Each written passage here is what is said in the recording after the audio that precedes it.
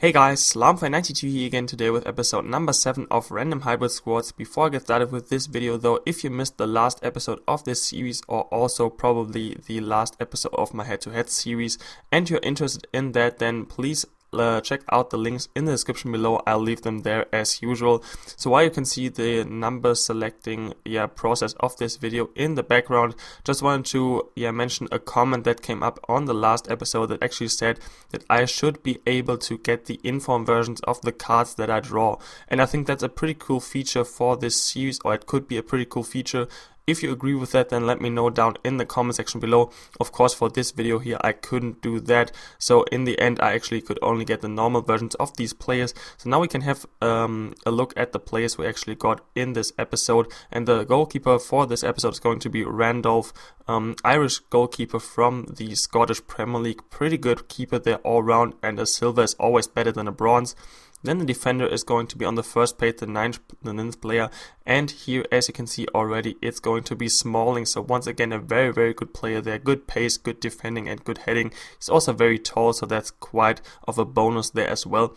Then the midfielder is going to be Inler. So here, for example, if you agree with that, from the next episodes on, I could actually have gotten the second inform, or of course the inform version of Inler as well. Same goes with Ibabo, my attacker for this team. I could have gotten the inform version, but not for this episode. And now we already have the 4 players selected for us, and the formation is going to be the 4-3-1-2 formation, so not too bad there at all. Let's move on to the squad building part of this video. Okay guys, so here we have the 4-3-1-2 formation already and the 4 players implemented in there already. Randolph in goal, pretty solid stats, all around 6'1" tall as well, so pretty good goalkeeper and pretty cheap as well. Center back Smalling, very good player as I already said, pretty solid and once again very, very cheap with 750 coins there.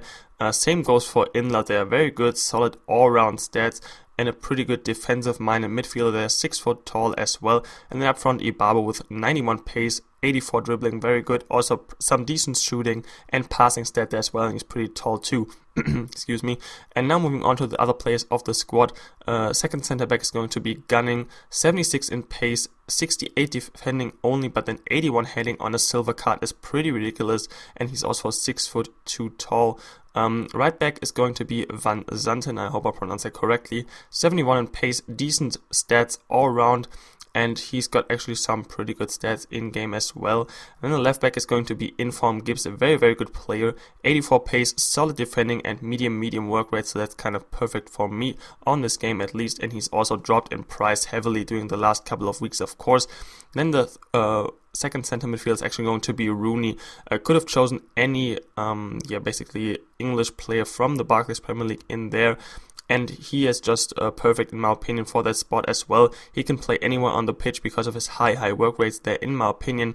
Then the final CM in this squad is Berami. Once again, very, very good solid stats all around on him, and also 6 foot tall, pretty nice there. Center forward is going to be Casano, very good play apart from the pace, but it doesn't matter too much on him because it got amazing dribbling, passing and shooting as well, combined with 4-star skills, 4-star weak foot, and he's very, very cheap on this game indeed. And then the final player of the squad is going to be Inform Palacio, 89 pace, 84 shooting, 87 dribbling and 80 passing. Very, very solid player there. 4-star skills, only 3-star weak foot, which was probably one of the biggest letdowns on him. So anyways, as in the last episode, I will actually show you guys a Gold Cup walkthrough with this team, and once again just take you through the team and talk about the players individually and how it performed as a squad altogether. So first of all, the goalkeeper Randolph was actually pretty solid. He made one not really mistake, but his positioning was one time a little bit off, but you can't really accept more from a silver goalkeeper there in my opinion. Other than that, he was pretty solid, had some good reflex saves there as well. The 2 center backs, very, very good, very, very pacey, of course, both. I think, Smalling with 74 and then Gunning with 76. So really, really fast there for the 2 center backs. And also Gunning with the 81 heading. He really is a force in the air. He will also score from a corner later on in this episode. So 2 very, very solid center backs there indeed, and a very good addition to this team. Then the right back, Van Zanten, he is there for chemistry reasons, obviously, as you could see in the squad building part of this video. But nonetheless, he's still a pretty decent player, and I think his work rates are pretty good as well. I'm not too sure about them right now. from the top of my head, but I don't think he has got a high attacking work rate, which is always nice for a fullback, at least for me on this game, because I don't want them to be pushing up the field too much and leave the defense too exposed. Same goes for Gibbs, who's obviously the much better player than Van Zanten. Anyways, Gibbs has got good pace. He feels faster, to be perfectly honest, in game, and he's also got some good defending stats as well. Pretty solid player there, and as I said already, medium work rate makes him a wonderful player in my opinion on this game. Moving on to the three-man midfield, of course, Rooney. For example, I could have gone with Gerrard, for instance, but I already tried out Gerrard as well as the informed version of Gerrard, so I just wanted to go for someone new, and especially the shooting stat on Rooney impressed me quite a bit, because his long shot is very good. I know people tend to say that and then actually don't show long shots in their episodes, and so it is with me in this one as well, because all the long shots I took with Rooney, they actually hit the bar or the post, which was very unfortunate, and I didn't want to put them in. But I definitely can put the ball into the back of the net if you can shoot the long shots more accurately. And he's actually a very good player, also pretty solid defensively, and you know him in real life. He's everywhere on the pitch, and the same goes for Ultimate Team and in general FIFA as well. The other center midfielders, both Switzerland players and both from Napoli in the Serie A, are of course first of all Inler and then Berami. Inler is a very good player. He's more defensive minded, very strong, but also pretty good passing and dribbling as well, so you can really use him in a central center midfield position in a three-man midfield there, so very good player there.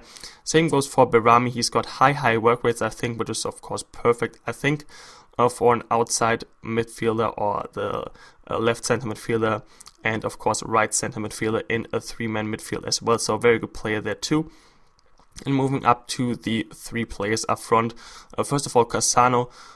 He's, I don't know, not one of my favorite players, I guess, but he's up there with a couple of other players. He's just one of those players. He hasn't got the best pace, but he makes up for it with his amazing dribbling.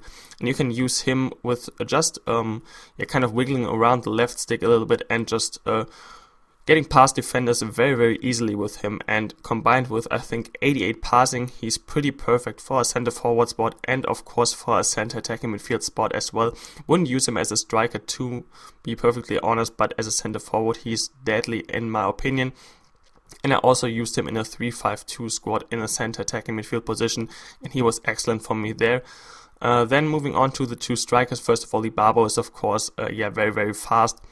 Not too sure about 91 pace, if that actually is true, if he is that fast in game, but he's very tall and very strong as well, so he's one of those players. Let me call him one Ultimate Team player, because I don't think he's too good on head-to-head, and I think you know what I mean by that. Just because pace is so important on Ultimate Team. Anyways, the final player of this team was of course the inform Rodrigo Palacio, and his regular card is a right forward or right winger or right midfield. I actually don't know exactly what his default position is. Nevertheless, his inform is of course a striker, which is very nice. He's got all the good stats you need, to be honest. He's got good pace, good shooting, good dribbling, good passing as well, and I think he's pretty strong in game too. So, he's a pretty good player, not too special in my opinion. I didn't see too much of him in these games. I don't think he scored too many goals, and I think Ibabo kind of outshone him a little bit, because I think Ibabo felt a lot faster than Palacio as well. But he was still pretty good for link-up play, and of course with the 4-3-1-2 formation you can of course use the three players up front for quick 1-2 passes, or you can just hold possession with the three-man midfield. So it's probably one of my favorite formations actually on FIFA in general, and probably one of the most powerful formations overall on the game, at least of course in my opinion. Here you can see an example of the quick passing, and Ibabo is just lightning quick, and also I don't actually know what his weak foot ability is. I think it's 4-star weak foot. Pretty nice finish there by him. Anyways, overall, the squad performed pretty well for me. They were quite solid defensively. What a mistake by me here. What a terrible touch in this game. There happened quite some weird FIFA stuff, but you will of course be able to see that it's the final, by the way. And the squad performed pretty well. Overall, quite good attacking wise, with I think my favorite player of the squad would have to be Rooney, simply because you can yeah, it's just fun to take some long shots with him, hope for them to go in, but he's also got some pretty good dribbling, pretty good passing as well.